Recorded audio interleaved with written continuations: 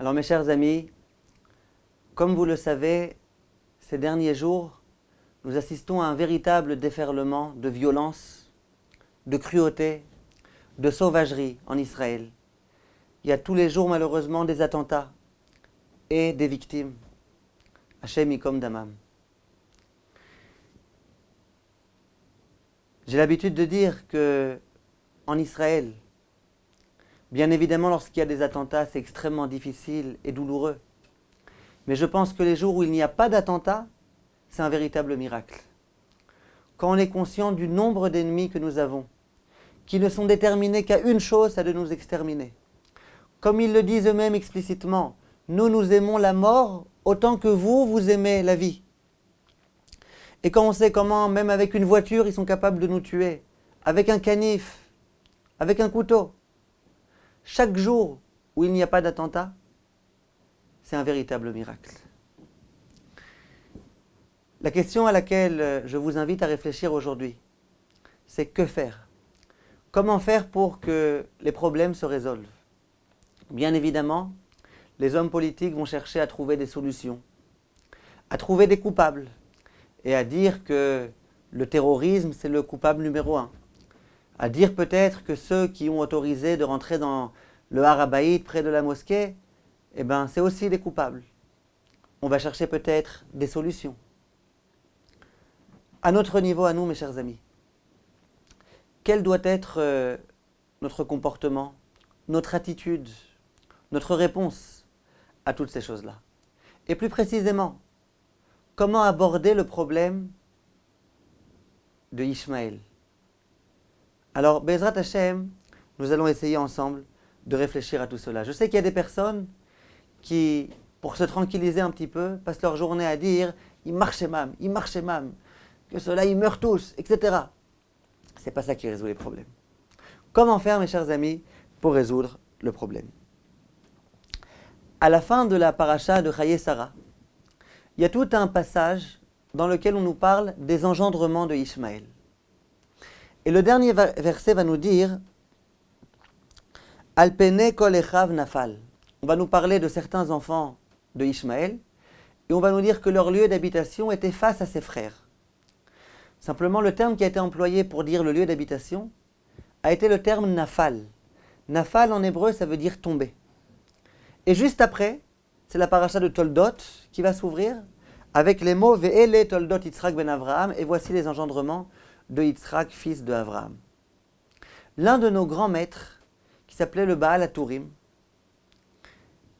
se penche sur cette juxtaposition entre le fait que Ishmaël va tomber et les engendrements de Yitzhak. Et il dit dans les mots suivants, l'Omar, ça vient nous apprendre, que chez Yipol Ishmaël be'acharit hayamim, que lorsque Ishmaël tombera complètement, définitivement, Az Yitzmach ben David sheu mitoldot Yitzhak. C'est à ce moment-là que le Mashiach ben David, qui provient des engendrements de Yitzhak, apparaîtra et viendra nous sauver. Donc on voit de là que lorsque il n'y aura plus d'Ishmaël, c'est le moment où il y aura la Géoula. La rédemption aura lieu lorsqu'il n'y aura plus Ishmaël. Tant qu'il y a Ishmaël, tant qu'il y a ces ennemis-là, arabes, qui cherchent à nous tuer, il n'y a pas de Mashiach. Au moment où le Mashiach viendra, ça voudra dire qu'au préalable, tous nos ennemis seront complètement tombés. Et la question qui se pose, quel rapport ? Pourquoi ces deux choses doivent dépendre l'une de l'autre ? Alors en fait, réfléchissons un petit peu à la naissance de Ishmaël, l'ancêtre de tous nos ennemis. Abraham était marié avec Sarah. Il n'avait pas d'enfant. Et il a donc épousé Hagar. Hagar est tombée enceinte. Et à ce moment-là, elle a commencé à regarder Sarah avec beaucoup de condescendance. Sarah s'est mise en colère. Sarah s'est fâchée contre Hagar. Et puis finalement, Hagar a été exclue de la maison de Abraham. Elle est partie. Et à ce moment-là, elle s'est mise à implorer Hachem. Hachem envoie un ange pour lui parler. Et l'ange lui dit la chose suivante, Hinach ara ve'yoladet ben. Voilà, tu es enceinte, et sache que tu vas donner naissance à un enfant. Continue l'ange et dit à Hagar, Vetikreilo Ishmaël. Et le nom que tu lui donneras sera Ishmaël. Pourquoi? Kishama Hashem Elonier. Parce que Hashem a entendu la détresse dans laquelle tu étais. Shama El. Hashem a entendu la détresse dans laquelle tu étais et il t'a pris en pitié. Et c'est pour cela d'ailleurs que tu es tombée enceinte. La question bien évidemment qui se pose immédiatement, si jamais la raison pour laquelle il faut nommer cet enfant Ishmaël, c'est en souvenir du fait que Hashem l'a prise en pitié, qu'il a entendu sa prière, on aurait dû appeler cet enfant Shama-El, en utilisant un passé. Hashem a entendu. Yishmaël, c'est un futur. Dieu entendra. Comment comprendre une telle chose? Ce même ange qui vient voir Agar, il ne se contente pas simplement de lui dire « Sache que tu es enceinte et que bientôt tu auras un enfant ». Mais il lui dit exactement quelle sera la nature de cet enfant. Et il lui dit « Veu yihye pere Adam ». Cet enfant-là, ce sera, on va expliquer exactement ce que c'est pere Adam, en général on dit ce sera un voyou. Yado bakol, veyad kolbo. Ça veut dire quoi? Dit Rashi, pere Adam, listim mezoyan. Ce sera un bandit armé. Kulam soni moto. Que tout le monde haïra. Ou midgarimbo. Et que tout le monde va essayer de combattre. Donc le malach s'adresse à Agar et lui annonce a priori une nouvelle pas très joyeuse. Sache que ton fils, ce sera un bandit, ce sera un brigand, il sera armé toujours. Personne ne l'aimera. Le Sforno, lorsqu'il veut expliquer ça veut dire quoi péré, il dit péré c'est un âne sauvage, chamor bar. Ça veut dire quoi? C'est-à-dire que ton fils, ça sera comme un âne. Pas très joyeux pour une mère d'entendre une telle nouvelle. Et le Targum explique et il dit, ça veut dire quoi? Péré Adam, ce sera un assassin. Donc imaginez-vous Agar, qui est enfin enceinte. L'ange vient la voir et lui dire, tu sais, tu es enceinte parce que Hachem, il a pris compte de ta difficulté, de ta détresse, de ta prière. Et sache que le bébé que tu vas avoir, ça va être un âne, ça va être un brigand, ça va être un assassin. Quelle devrait être a priori sa réaction, mes chers amis? Elle aurait dû dire « Oy vavoy », l'aister comme on dit. « Hachem irachem, Hachem ishmor », surtout pas. Je préfère ne pas avoir d'enfant, je préfère avorter tout de suite. Avoir un tel enfant? C'est ceci, la réaction qui aurait dû être celle de Agar. Or, quelle est sa réaction? Continuons les versets. Vatikra Shem Hashem, adover elea ata el roi. Agar, elle remercie Hachem. Merci Hachem de m'avoir donné un enfant, de m'avoir promis un enfant. Et après elle dit, Alom raiti achare roi, dit Rashi, sheroe beilbon shel aluvin. Toi Hachem, tu tiens compte du mépris qui fut le mien. Tu vois que j'étais comme ça répudié de la maison de Abraham. Tu vois comment on m'a méprisé. Et bien toi, tu as tenu compte, Hachem, de ce mépris. Et c'est la raison pour laquelle tu as accepté de faire en sorte que je sois enceinte. Merci Hachem. Merci Hachem, toi qui as tenu compte de moi. Il faut qu'on sache, mes chers amis, que lorsqu'on parle de Hagar, ça a été malgré tout la femme d'Abraham. Elle a vécu avec lui. Elle s'est renforcée de lui. C'est évident que c'était une femme d'une grande dimension. Ainsi que certains rabbinim expliquent. C'était pas n'importe qui, Hagar. Et la preuve, elle a eu le mérite qu'un ange s'adresse à elle. C'était pas n'importe quoi. Comment ça se fait que Hagar, au lieu de se plaindre, au lieu de demander à Hachem que surtout ce bébé-là ne vienne pas au monde pour éviter les dégâts dont nous sommes les témoins jusqu'au jour d'aujourd'hui, elle dit merci Hachem, je suis contente. Oh, enfin je vais avoir un enfant. Comment accepter une telle idée? Pour pousser la réflexion un peu plus loin. Un peu plus tard, lorsque Ishmaël va grandir et qu'effectivement, il va devenir un brigand, il est écrit dans le verset qu'un jour, Sarah, la femme de Abraham, va l'attraper en train d'être metzachek, en train de rigoler, on va dire. Ça veut dire quoi rigoler? Dit Rashi, rigoler, ça veut dire trois choses. Ça veut dire qu'il a fait Avodah Zara ce jour-là, qu'il a fait de l'idolâtrie, qu'il a fait Gilouya Arayot, qu'il a eu des relations interdites, Shfichut Damim, et qu'il a assassiné quelqu'un ce jour-là. Vous vous imaginez un peu le grand chelem. Et Sarah, elle est témoin de tout cela. Elle voit ce bonhomme-là qui s'appelle Ishmaël, qui ce jour-là commet ces trois péchés gravissimes. D'après le Pirkei des Rabbi Eliezer, ce qu'elle a vu, Sarah, c'était que Ishmaël, avec son arc à flèche, a essayé de tuer Yitzhak, son frère. Deuxième attentat de l'histoire juive. Ishmaël vient tuer son frère. Baruch Hashem, il n'a pas réussi. Immédiatement, Sarah s'adresse à son mari Abraham et elle lui dit, t'as vu un peu ce qu'il a fait, Ishmaël? Je ne suis pas d'accord, moi, que Yitzhak et Ishmaël cohabitent ensemble. C'est plus possible qu'ils soient ensemble. Et à ce moment-là, il est écrit dans le verset, Vayera davar meod ben Avraham. Ça a beaucoup déplu à Abraham. Il était attristé. De quoi était-il attristé? Dit Rachi, de deux choses. Premièrement, de savoir que son fils avait tellement mal tourné. Deuxièmement, à l'idée de peut-être devoir le renvoyer de la maison. À ce moment-là, Dieu s'adresse à Abraham et il lui dit, Vayomer Elokim el Avraham, Al yera be'enecha ala nahar ve'ala matecha. Ne t'inquiète pas, ne te fais pas de mauvais sang. Pourquoi? Kol asher tomar elecha Sarah shma bekola. Tout ce que Sarah va te dire, il faut que tu écoutes. Ki be'itzrak ikare elecha Sarah. Parce que toute ta pérennité, elle va passer par Yitzhak. Donc de quoi tu t'inquiètes? Tu vois ton fils qui tourne mal? T'inquiète pas. Pourquoi tu prends ça à cœur? De toutes les façons, ton véritable descendant, ça va être Yitzhak. Alors ne t'inquiète surtout pas. Demande Chazal, faut pas s'inquiéter. Si un homme a deux enfants, un qui tourne extrêmement bien, un qui va devenir une sommité du peuple juif, et l'autre qui devient un brigand, il ne doit pas s'inquiéter. Il ne doit pas s'inquiéter pour le brigand. Bien sûr qu'il doit s'inquiéter. C'est légitime qu'Abraham se sente mal lorsqu'il voit que son fils tourne mal. Dieu tient à le rassurer, lui dit, t'inquiète pas, de toutes les façons, tu auras un autre enfant qui va bien tourner. Et alors? Comment accepter une telle idée? Et visiblement, Abraham, il a accepté. Cela, ça va nous conduire à une conclusion extrêmement claire, qu'on va essayer d'expliquer et de bien comprendre. C'est que Ishmaël va avoir un rôle à jouer dans l'histoire.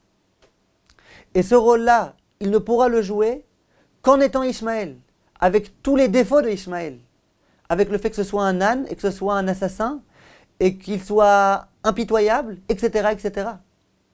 Lorsque Agar entend cela, tu auras un fils, et pour que ce fils puisse jouer son rôle, il faut qu'il soit père et Adam, il faut que ce soit un assassin, Agar accepte. Si c'est son rôle à jouer, ben il le jouera. Et Abraham accepte aussi. Si Hachem a décidé que mon fils serait un père et Adam, et que c'est le rôle qu'il va devoir jouer, eh bien j'accepte.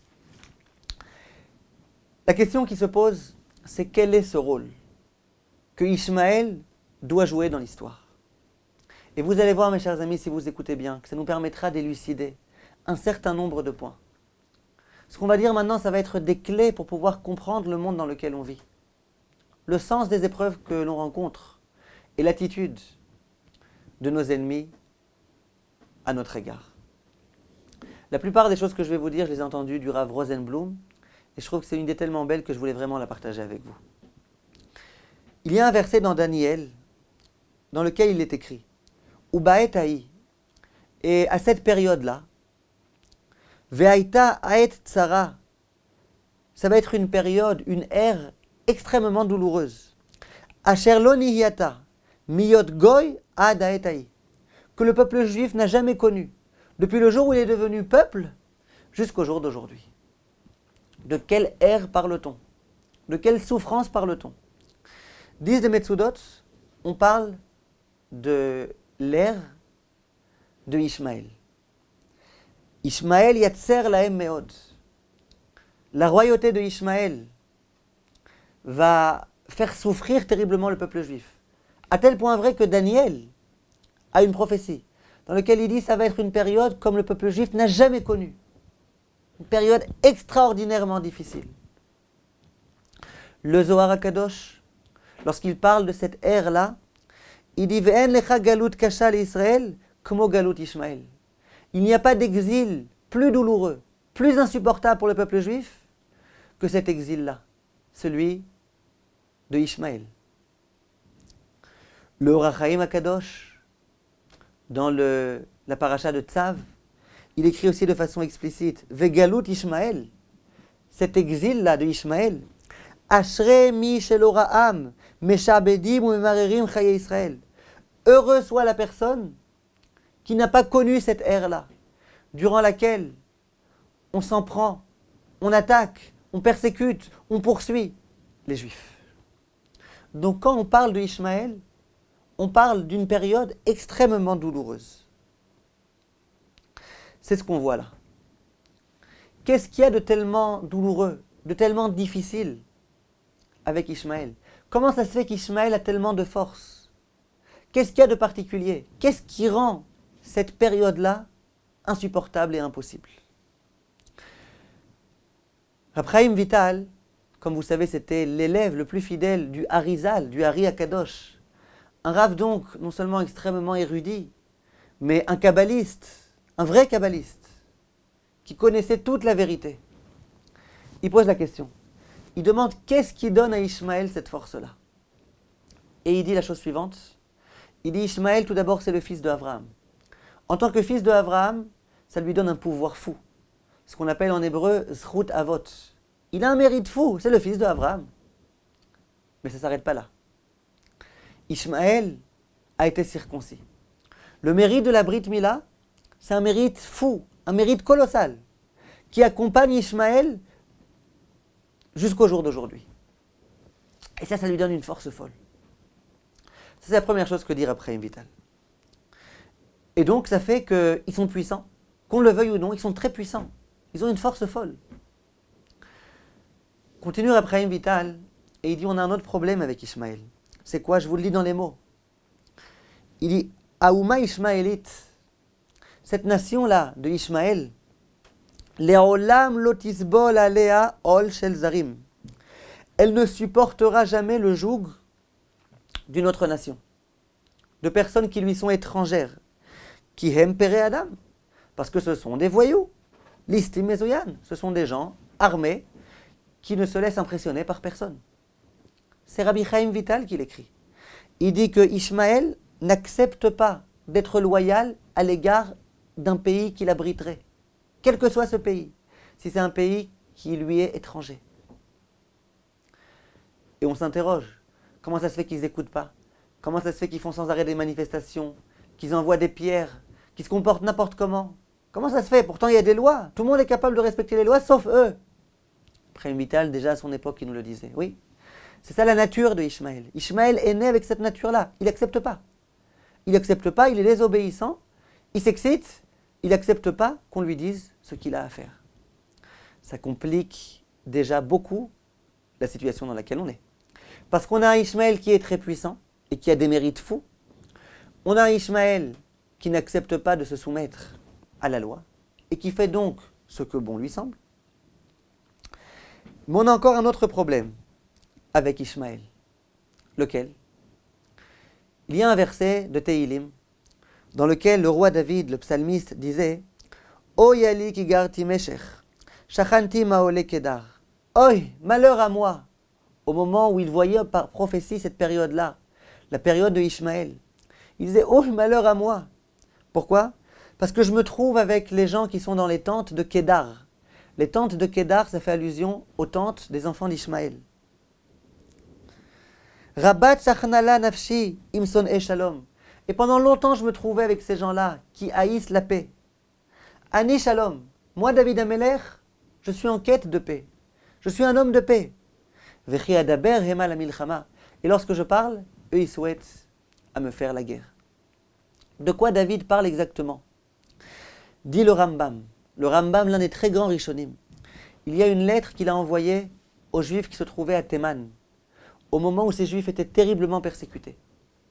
Et il leur dit des mots extrêmement forts, extrêmement durs. Il faut que vous écoutiez, mes chers amis, je vais vous le dire dans les mots. Il dit la chose suivante. Velo amda klal al Israël uma yoter mera kmo malchut Ishmael. Le peuple juif n'a jamais connu une nation plus hostile, plus cruelle à son égard que Ishmaël. Velo mi sheiflig lafritenu leashmidenu ou lechazek sinatenu kemotam.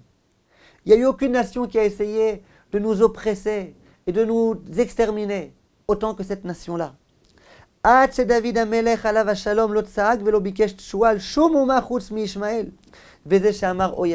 point vrai que lorsque David Amelech a vu par prophétie qu'il y aurait des périodes extrêmement douloureuses, qu'il y aurait l'exil de Madaï, celui de Yavan, celui ensuite de Édom. Rien ne l'a perturbé. À aucun moment, il a laissé échapper de sa bouche les mots « Oyali », malheur à moi. Parce que c'était des périodes difficiles, mais à la rigueur qu'on pouvait supporter. Jusqu'au moment où il a vu, par prophétie, l'exil, le terrible exil de Ishmaël. À ce moment-là, il a dit « Oyali », non, c'est insupportable. C'est insupportable. Continue le Rambam et dit « Ve'anachnu biyotenu sovlim achnaatam » Et nous devons subir leur hégémonie, ce qu'ils nous font. Ou parzanutam, mache en ayecholet adam les sovlo. On supporte des choses que l'homme est incapable de supporter. Ces attentats-là, cette jeune fille qui a été poignardée qui a 17 ans, ce jeune homme de 20 ans, l'autre de 22 ans, l'autre de 18 ans. C'est impossible de comprendre une telle chose, d'accepter. Comment on peut accepter comme ça? Un homme humain poignarde et repoignarde, comment on peut accepter une telle chose? Dit le Rambam, pendant cette période-là, nous vivons des choses que nous ne pouvons accepter, que nous ne pouvons comprendre. Continue le Rambam et dit Ukvar urgalnu atzmenu lisbol. On s'est déjà habitué à supporter. On doit supporter, et on doit rester silencieux, et c'est ce qui nous est demandé. Et là, le Rambam va faire un petit jeu de mots. Il va dire les enfants de Ishmaël, c'est écrit dans la parashat Chayesara. Comment s'appellent-ils? Il y en a un qui s'appelle Mishma, l'autre qui s'appelle Douma, l'autre qui s'appelle Massa. Mishma, ça veut dire entendre. Ça veut dire quoi? Les enfants de Ishmaël, on va entendre tout ce qu'ils nous font. Simplement, quelle va être notre réaction? Douma. Douma, ça vient de Dom, rester silencieux. Pendant toute cette période de Ishmaël, on entend et on reste silencieux. Et le troisième enfant, c'est Massa. Et on supporte. On doit supporter. Dit le Rambam, c'est ce qui se passe. On a une nation qui cherche à nous faire du mal, et nous, la seule chose qu'on peut faire, c'est rester silencieux et accepter. Et à vrai dire, mes chers amis, ce qu'on fait, c'est rester silencieux. Même lorsque le Premier ministre va s'adresser et qui va dire dorénavant, on va être beaucoup plus sévère. Dorénavant, on ne laissera plus faire. On punira avec une extrême sévérité ceux qui se permettront de faire ces choses-là. On réinstaurera à nouveau la force de dissuasion. On comprend bien, mes chers amis, que ce ne sont que des mots. On comprend très bien que lui-même, il ne sait pas quoi faire. Eux-mêmes, ils le disent. Ce genre d'attentat-là, de voiture qui se met à écraser des citoyens, comment on peut accepter, comment on peut prévoir, comment on peut déjouer une telle chose? Il n'y a rien à faire. On ne peut rien faire. Donc, on accepte silencieusement. Quand on entend ce genre de choses, on pleure et puis on continue. Voilà ce que le Rambam écrit. Continue le Rambam et dit que David Améler continue dans le verset et dit « Et moi, lorsque je vais vouloir faire la paix avec eux, Hema la milchama, eux ils sont pas prêts. Moi je vais venir les voir, je vais leur parler d'un cessez-le-feu, je vais leur parler peut-être d'accord, mais eux pas du tout. Eux ils ont qu'une envie, ils sont décidés de nous tuer. Et moi j'ai beau essayer de leur demander de faire la paix, ils veulent pas. Vous avez vu, pendant Tsuketan, pendant cette opération militaire, combien de fois on a demandé des cessez-le-feu, ils n'ont pas été capables de tenir une minute. On demande la paix, mais eux ils veulent faire la guerre. Il n'y a rien à faire. Alors, que peut-on faire? Peut-être, on pourrait se dire qu'un jour, ils vont en avoir marre de nous tuer. Ils vont en avoir marre. Combien ils peuvent nous tuer? Combien de sang ils peuvent voir? Peut-être qu'un jour, ils vont arrêter. Il y a un autre verset de Teilim dans lequel il est écrit « Ochle ami achlu lechem » Ceux qui ont littéralement dévoré mon peuple, ce sont des mangeurs de pain. C'est-à-dire quoi, des mangeurs de pain? Explique le Sefer Darkei Hashlemut. Il y a des aliments qu'on aime particulièrement. Mais si jamais on les mange au quotidien, rapidement, on sera dégoûté. Même le miel, qui est la chose la plus douce, si on en mange trop, finalement, on est écœuré. Il y a une exception à la règle, c'est le pain. L'homme peut manger pendant 120 ans d'affilée du pain, et il n'est jamais dégoûté. Il continue à manger, ça ne le dégoûte pas. Dit le verset, « Ochle ami, ceux qui ont décidé de dévorer mon peuple, nos ennemis, achlou lechem, c'est des gens qui mangent du pain. Pour eux, nous tuer, nous persécuter, c'est leur pain. Ils n'en auront jamais marre. Inlassablement, ils essayeront de nous tuer, et réessayeront de nous tuer, et ils n'en auront jamais marre. » Quelle est donc la solution? Nous avons un peuple qui, de par sa nature, aime tuer, qui a des mérites fous, de par le fait que c'est le fils d'Abraham, de par le fait qu'il a la circoncision. Et ce peuple-là n'accepte aucune autorité. Ce peuple-là, quand on veut faire la paix avec lui, il refuse. Mes chers amis, quelle est l'issue? Quelle est notre issue? Il y a peut-être une possibilité. Il y a quelque chose à faire. Que faire? Quoi faire? Vient le Pirkei des Rabbi Eliezer, l'un des Midrashim, et nous dit la chose suivante. On en revient là à la question qu'on a posée au début. Velama nikra shemo Ishmael, velo Shamael. Pourquoi cet homme-là s'est-il appelé Ishmael? Dieu entendra dans le futur, et non pas Dieu a entendu. Si on faisait allusion au fait que Dieu a entendu la prière et la détresse de Hagar, dit le Pirkei des Rabbi Eliezer, She'atid HaKadosh Baruch Hu lishmoa et na'akat ha'am, parce que Hachem va, Bezrat Hachem, dans un futur, on l'espère très proche, entendre la voix du peuple juif, le pleur du peuple juif. She'atidin bnei Ishmael lasot lahem be'acharit hayamim, à cause de toutes les souffrances que Ishmaël va faire endurer au peuple juif. Le peuple juif va finalement craquer, il va pleurer, il va crier, il va gémir. Et Hachem, ce gémissement-là, Ishmaël, il l'entendra. Ainsi qu'est écrit dans le verset de Tehilim, Yishmaël veya'anenu. Hachem entendra la voix du peuple juif et il l'exaucera. Donc, si on réfléchit un petit peu, mes chers amis, quel est ici le rôle que Ishmaël doit jouer? Ishmaël, c'est effectivement ce peuple impitoyable. Ces personnes-là, qui sans aucune pitié peuvent tuer des gens, des bébés, des enfants, des vieillardes, sans aucun problème. C'est de cette façon-là qu'ils ont été créés. Quelle est la raison pour laquelle ce concept-là de Ishmaël a été créé? C'est pour que le peuple juif n'en puisse plus. Lorsqu'il y a des situations dans lesquelles le peuple juif va devoir être réprimandé, va devoir se réveiller, va devoir être secoué. Qui est-ce qui va jouer ce rôle de secouer le peuple juif, de secouer très fort le peuple juif? Ça va être Ishmaël. Et le jour où le peuple juif se sentira être tellement secoué, qu'il se mettra à prier à Hachem, qu'il saura qu'il n'y a que Hachem qui peut nous aider, ce jour-là viendra la rédemption.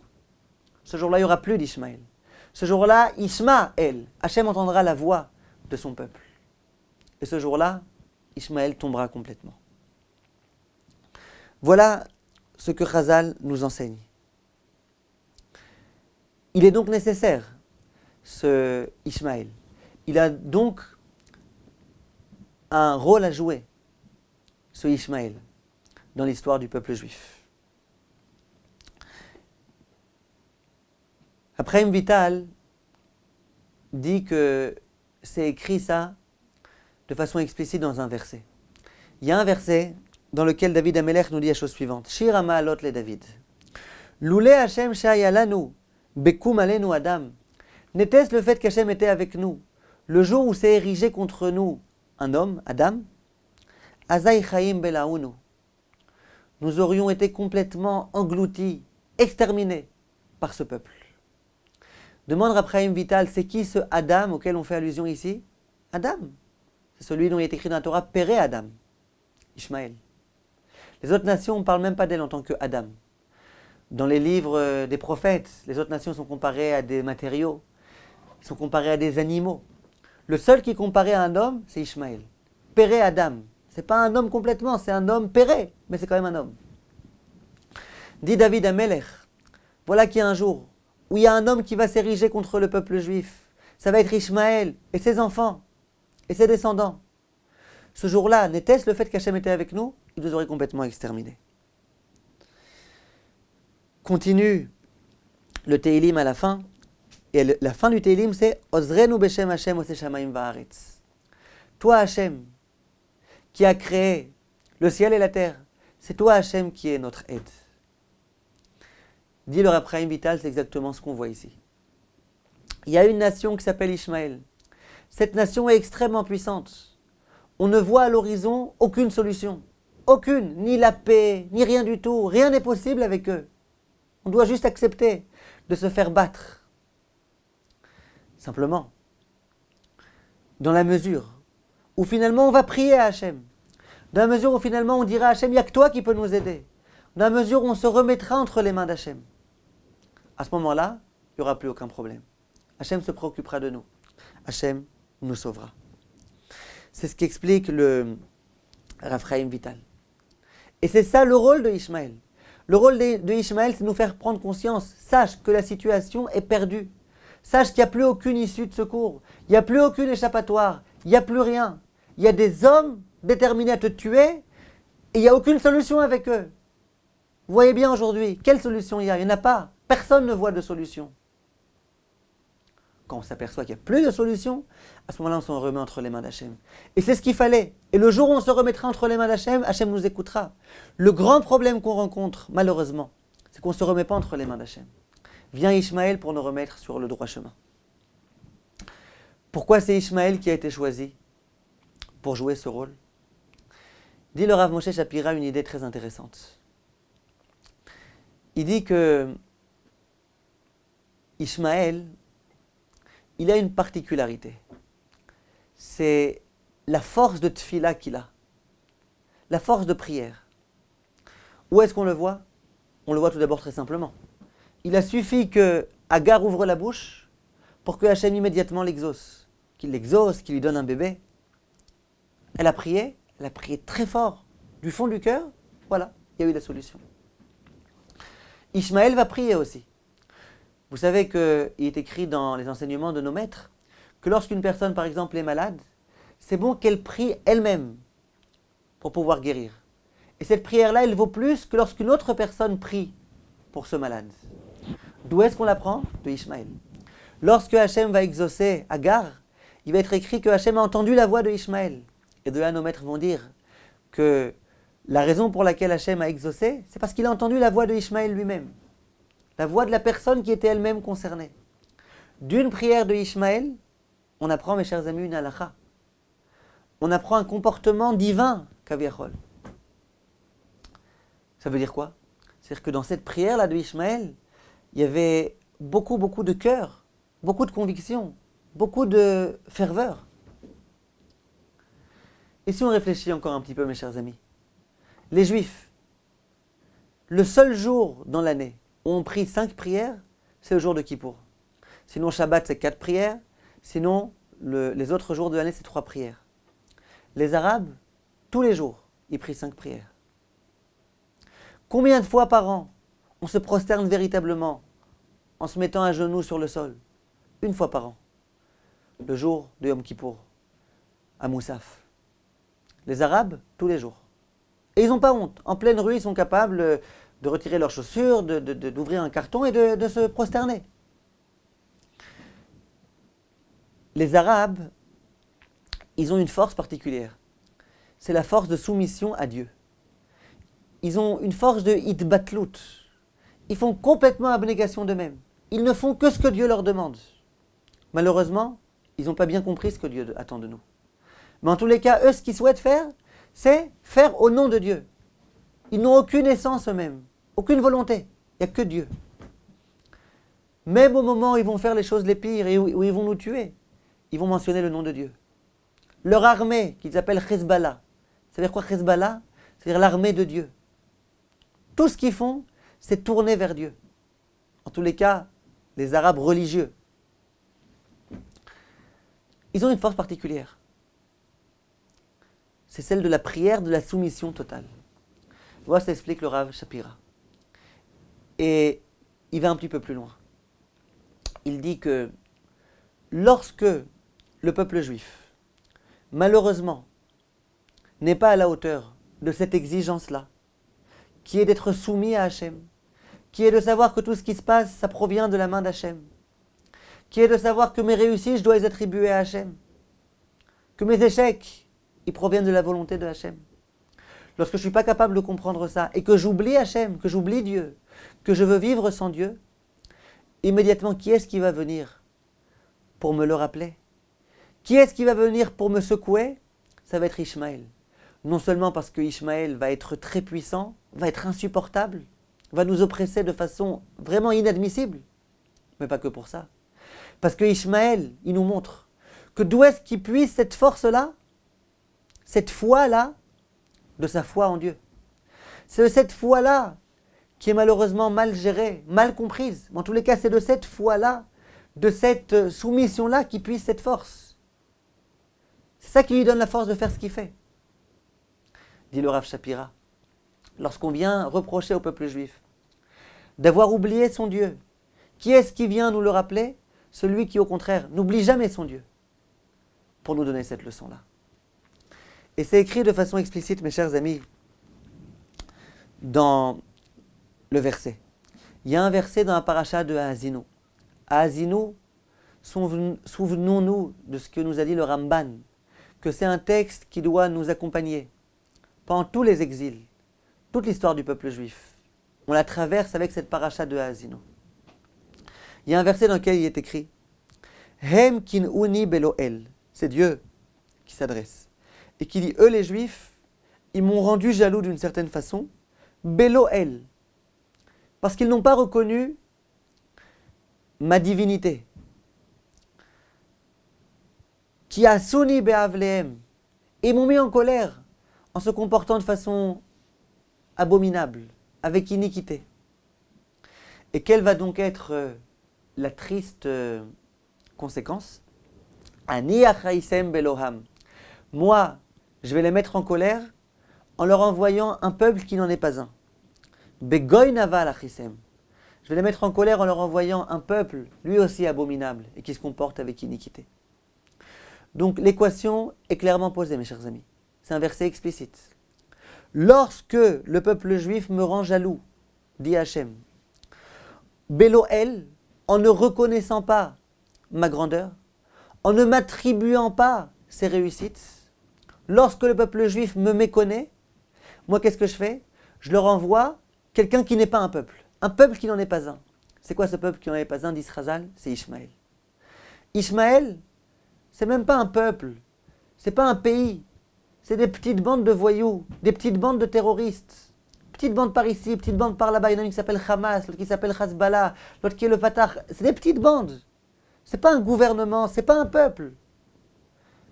Si tu reconnais pas ma grandeur, si jamais tu m'oublies, dit Hachem, moi je vais t'envoyer ces gens qui ne sont pas des peuples. Qui a souni be'avlehem, vous m'avez mis en colère en vous comportant n'importe comment, je vais vous envoyer un peuple qui se comporte lui aussi n'importe comment, avec iniquité. Regarde-moi ce peuple. Nous lui donnons de l'électricité, nous lui donnons de l'eau, nous lui donnons la possibilité de travailler ici, parmi nous. On leur donne de l'argent, on leur donne tout ce qu'il faut. Qu'est-ce qu'ils font? Ils se servent de tout ça pour creuser malheureusement des tunnels souterrains pour nous exterminer. Ils se servent de tout ça pour créer des missiles, pour nous les envoyer dessus. Quelle iniquité, quelle immoralité, quelle ingratitude! Dit Hachem, ah, tu sais pourquoi je t'ai envoyé ce peuple-là complètement ingrat, qui se comporte n'importe comment? Parce que qui a souni be'avlehem. Moi, ce peuple-là, qui est le peuple juif, il m'a mis en colère en se comportant lui aussi n'importe comment. Pourquoi? Moi, je ne lui ai pas donné à mon peuple plein de choses. Je ne le prodigue pas de bienfaits jour après jour. Et regarde comment il me répond. Regarde ce qu'il me donne. Voilà l'équation de la Torah. C'est dur à dire, mes chers amis, mais c'est ce qui est écrit. Nous devons essayer de comprendre, de scruter, de comprendre ce qui est écrit dans la Torah. Et voilà ce qui est écrit. Dis Rachamim. Écoutez bien, mes chers amis. Le peuple juif peut dominer Ishmaël. C'est nous les descendants de Abraham. Nous, on a non seulement le mérite de Abraham et le mérite de la Brit Mila, nous, on a une Brit Mila entière, comme il est écrit dans la Halakha, que contrairement aux Ishmaélim, on procède aussi à la priya durant cette opération. On a des mérites fous. Et puis on a le mérite d'avoir la vraie Torah, de diffuser le vrai message de la Torah. Quel mérite on a? Et puis en plus, on est des hommes, on n'est pas des voyous, on n'est pas des pérés Adam. On a un mérite colossal. On peut dominer complètement Ishmaël, être complètement tranquille. Mais à une condition, c'est qu'on connaisse Akadosh Baruch Hu, qu'on reconnaisse sa grandeur, qu'on ne l'oublie jamais, qu'on vive avec lui au quotidien. Lorsque c'est le cas, il n'y a pas de problème. Lorsque Ozrenu Beshem Hashem, lorsqu'on vit avec Hashem, il n'y a pas de problème. Il n'y a pas d'Ishmaël. Ishmaël, on peut réussir à le vaincre en un instant. 2 temps, 3 mouvements. Quand est-ce qu'il y a un problème? Dans la mesure où nous, on oublie Hashem. Lorsque nous, on oublie Hashem, il va falloir nécessairement qu'il y ait un peuple tellement puissant, tellement cruel, qui s'appelle Ishmaël, qui va nous faire souffrir, souffrir, souffrir en nous montrant bien. Vous voyez bien, moi j'y crois en Dieu. Moi je me soumets à Dieu. Jusqu'au moment où on ne va plus en pouvoir, on va sentir qu'il n'y a vraiment plus aucune issue. Et à ce moment-là, on va prier. Et à ce moment-là, Ishmaël. À ce moment-là, Hachem entendra notre prière. L'équation est donc claire. Abraham avait bien compris cela. Agar avait bien compris cela. Ishmaël a un rôle à jouer. Le rôle de Ishmaël, c'est que si le peuple juif oublie sa mission sur terre, oublie son créateur, que lui soit là pour nous le rappeler. Quelle est la solution contre Ishmaël? Quelle est la solution? Que peut-on faire maintenant pour réussir à démanteler tout le mal qu'ils ont envie de nous faire? Pour déjouer tous leurs attentats? Qu'est-ce qu'on peut faire? On ne peut rien faire. Il n'y a aucune solution. La seule solution, c'est qu'on se souvienne d'Hachem. Qu'on prie à Hachem. Ozrenu Beshem Hashem Ose Shamayim Vaaretz. Qu'on se soumette à Hachem. Qu'on se soumet à Hachem, automatiquement, il n'y a plus de Ishmaël. Tant qu'on n'est pas soumis à Hachem, il y a ce peuple avec lequel on ne peut ni faire shalom, ni rien du tout.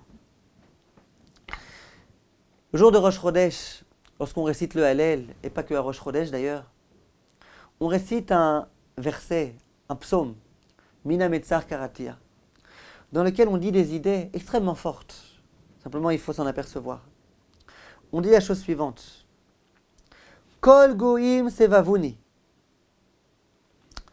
Toutes les nations qui sont nos ennemis se trouvent autour de nous. Regardez Israël, il y a d'une part l'Égypte, d'autre part le Jourdain, d'autre part le Liban. Il y a des ennemis de partout. Et de l'autre côté, il y a la mer. Où est-ce qu'on peut s'échapper si on a un problème? Ou à l'eau? Nulle part. Kol Goïm Sevavuni. Regardez la situation difficile dans laquelle le peuple juif est, dit David Amelech. Tous nos ennemis se trouvent autour de nous. On est encerclés par des ennemis. Quelle est la solution? Continue le psaume. Beshem Hashem ki amilam. C'est en mentionnant le nom d'Hachem qu'on pourra les exterminer. Continue le Teilim. Sevavuni gam sevavuni. C'est pas simplement qu'ils se trouvent autour d'Israël. C'est que même à l'intérieur d'Israël, il y a plein d'ennemis partout. Dans le Mizrach Yerushalayim, regardez combien d'ennemis on a, qui nous font des attentats jour après jour. Dans plein de villes d'Israël, il y a des ennemis intérieurs. Donc c'est pas simplement qu'autour d'Israël, il y a des ennemis qui nous entourent, mais même là où on se trouve.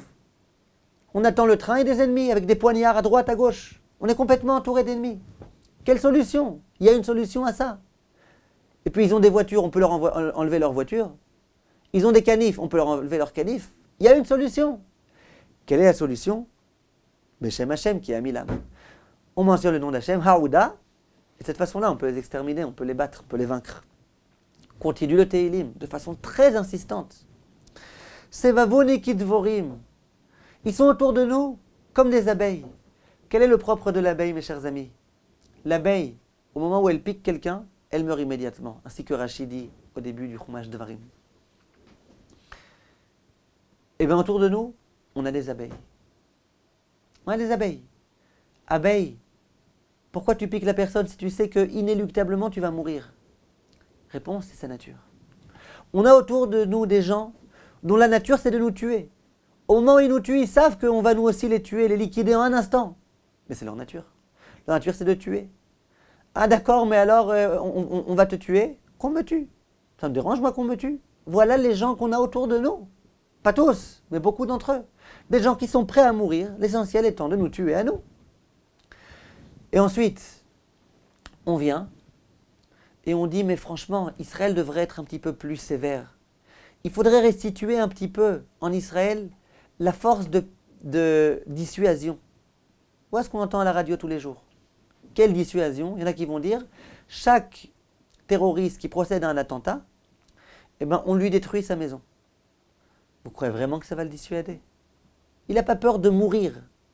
Il va avoir peur qu'on lui détruise sa maison. Ah, mais il va s'apitoyer pour sa femme. Quel apitoyer? Ils ne sont pas capables de s'apitoyer pour personne.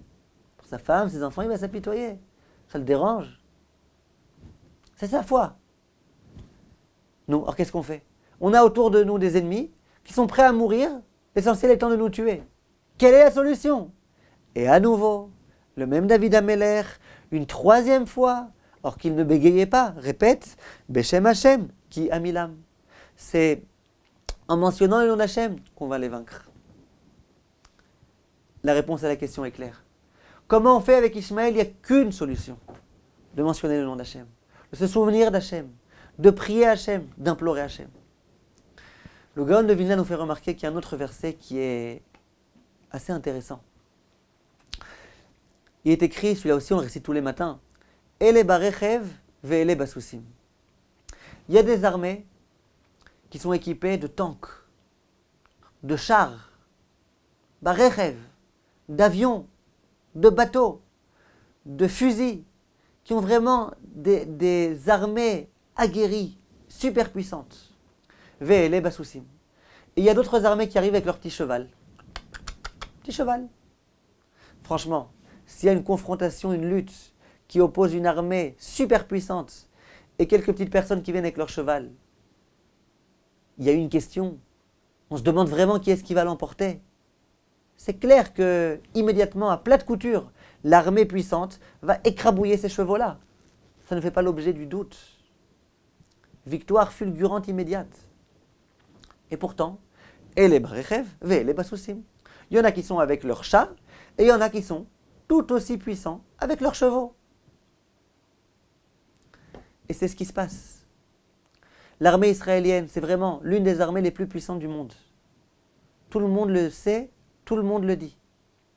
On a tout ce qu'il faut, on est super bien équipés, un service secret formidable, des soldats courageux, qui se comportent avec bravoure, vraiment sans peur. On a des avions, on a du matériel, on a des chars, on est équipé exactement comme il faut. On a face à nous des ennemis qui sont avec des petits canifs, avec leur voiture, ils viennent se battre avec une voiture. Ils n'ont pas d'avion, ils n'ont pas d'aviation, ils n'ont rien du tout. A priori, on peut se poser une question. Alors, comment ça se fait qu'on n'arrive pas à les vaincre? On devrait réussir à les terrasser. Et là, il y a eu la guerre contre le Hamas. C'est qui le Hamas? Quelques petites personnes, quelques petits soldats. Nous, on est tellement forts, tellement puissants, tellement armés. Eux, c'est du n'importe quoi. On n'aurait pas pu les battre à plat de couture. Ça aurait été impossible. Comment ça se fait? Il y en a qui sont avec des chars, il y en a qui sont avec des chevaux, et puis finalement, ils s'opposent. Et on n'arrive pas à les battre. On n'arrive pas à les vaincre. Comment ça se fait? On vous dira, c'est à cause des autres pays du monde qui n'acceptent pas, qu'on les terrasse complètement, etc. Que va-t-on dire, que va-t-on pas dire? Mais finalement, on n'arrive pas à les vaincre. Comment ça se fait? Dit le Gaon de Vilna. Ele barechev ve'ele basusim. Ceux qui sont avec leurs chars, eh ben, c'est pas pour autant qu'ils vont réussir à vaincre ceux qui sont avec leurs chevaux, avec leurs petits canifs et leurs petits couteaux. Va'anachnu beshem Hashem Eloheinu nazkir. Si on veut les vaincre, il faut qu'on mentionne le nom d'Hachem. Et dans la mesure où on mentionnera le nom d'Hachem, là, les chars seront capables de battre complètement et de dominer les chevaux, de les tuer. Mais sans ça, il n'y a aucune chance. On ne réussit pas. Et malheureusement, on le voit. On peut s'en apercevoir, on peut le comprendre. Ishmaël, on n'arrive pas à le vaincre. Quoi, on ne pourrait pas trouver une solution? On ne pourrait pas les empêcher de venir à Jérusalem? On ne pourrait pas les laisser là-bas complètement fermés? Il n'y a pas une solution possible et imaginable? Personne n'y a jamais pensé? Réponse non. Personne n'y a jamais pensé. Tant qu'on ne prie pas, tant qu'on n'est pas Ozrenu Beshem Hashem, tant qu'on n'est pas Beshem Hashem qui a mis l'âme, Vanachnu et Shem Hashem Eloheinu nazkir, on ne pourra pas. On ne pourra pas en finir avec Ishmaël. On ne pourra pas. Et comment ça se fait? Comment comprendre une telle chose? Réponse, c'est évident. Toute la raison pour laquelle Ishmaël est là, c'est Dieu qui a accepté qu'il soit là, c'est Dieu qui lui a donné naissance. Et c'est quoi le but de Ishmaël? C'est de nous réveiller. Tant qu'on ne se réveille pas, eh ben on ne pourra pas le vaincre. Pourtant on est armé, oui, mais si Dieu décide qu'on n'arrive pas à le vaincre, parce qu'il a encore un rôle à jouer, celui de nous réveiller, on ne le vaincra pas. Par contre, le jour où on se souviendra d'Hachem, le jour où on accomplira ce qui est écrit ici, Vanachnu Beshem Hashem Elokeinu nazkir, le jour où on comprendra que c'est Hachem qui fait tout, le jour où on acceptera la royauté divine, à ce moment-là, il n'y aura plus besoin de Ishmaël, puisque son but c'était de nous réveiller, de nous secouer. Quand on aura été suffisamment secoué, on n'aura plus besoin de lui. On n'aura plus besoin d'être avec des voyous. À ce moment-là, ils chuteront, ils tomberont complètement. Et à ce moment-là, pour en revenir à ce qu'on disait au début du cours, les propos fabuleux du Baal Hatourim. À ce moment-là, le Ben David viendra. Le jour où Ishmaël tombera, parce que le peuple juif aura pris conscience de la grandeur d'Hachem, parce qu'on aura fait Teshuvah, parce qu'on aura accepté la grandeur d'Hachem, et bien à ce moment-là, immédiatement, c'est qu'on sera prêt pour accueillir la venue du Mashiach. Ça sera la semaine prochaine. Ve'ele Toldot Yitzhak ben Avraham, le début de la paracha de Toldot. Voici les engendrements de Yitzhak, fils de Avraham. David Amelech, le Melech HaMashiach, le Ben David, il provient de Yitzhak. Bezrat Hashem. C'est la prière que j'adresse à Kadosh Baruch Hu. Que très rapidement, cette situation impossible dans laquelle on est, ces larmes qui se déversent de nos yeux jour après jour, ces prières comprises, cette situation insupportable, qu'elle soit déjà suffisante pour qu'Hachem estime qu'on s'est assez secoué et qu'enfin, ils disent « Dai le tsarotenu », qu'on connaisse plus de souffrance et que Hachem décide d'anéantir complètement nos ennemis parce que nous, on aura déjà pris la leçon voulue. Kol tov, mes chers amis, à bientôt. Besorot tovot.